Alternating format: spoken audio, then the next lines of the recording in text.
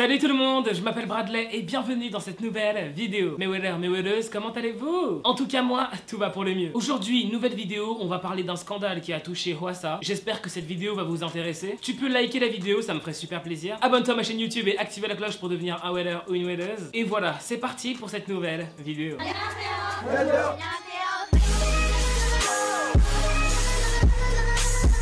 Ce scandale qui a touché Hwasa dernièrement, il a vraiment explosé du jour au lendemain. C'est allé en tendance Twitter en France, aux États-Unis. Et très rapidement, le monde entier a commencé à en parler sur les réseaux, les médias ont fait leurs articles. Bref, un très gros scandale dans la K-pop, comme on en a déjà connu beaucoup. Dans cette vidéo, je vais aller droit au but, vous donner toutes les informations publiées par la presse concernant le scandale Hwasa. Mon but n'est pas de prendre parti, d'ailleurs je vais pas prendre parti, je vais simplement vous expliquer l'histoire. Si vous avez envie de donner votre avis ou de débattre avec des fans français, n'hésitez pas, ça se fait dans les commentaires. Hwasa est actuellement accusée de racisme et d'appropriation culturelle. Lors d'une émission, elle et d'autres filles ont été vues avec certaines tenues. Beaucoup de gens affirment que la tenue qu'a portée Hwasa ce jour-là est d'origine africaine et plus particulièrement d'origine nigérienne et qu'il n'est pas correct qu'elle ose la porter. Selon différents médias, une coréenne aurait publié le tweet comme quoi Hwasa aurait porté cette tenue pour choquer et faire peur aux gens présents dans l'émission. D'autres personnes affirment que cette accusation est complètement fausse et qu'elle a été inventée par des antifans pour faire du mal à Hwasa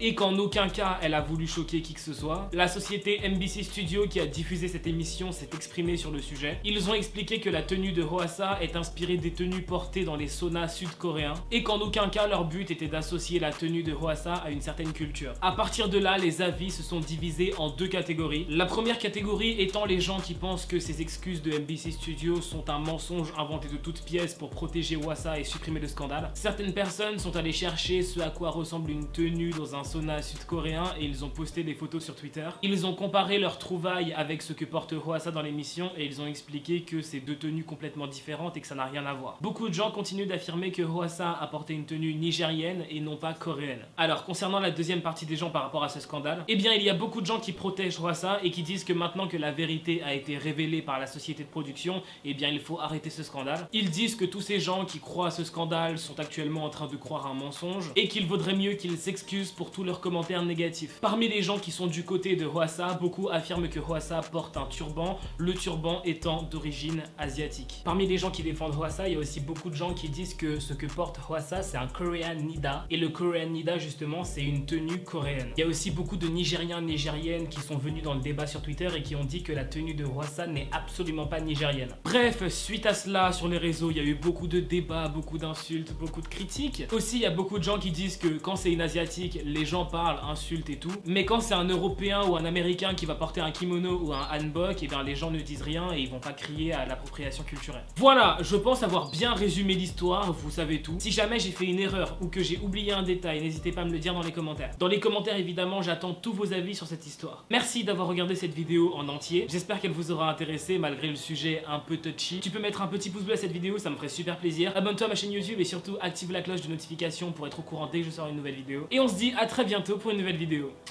Bye, trop de love entre nous.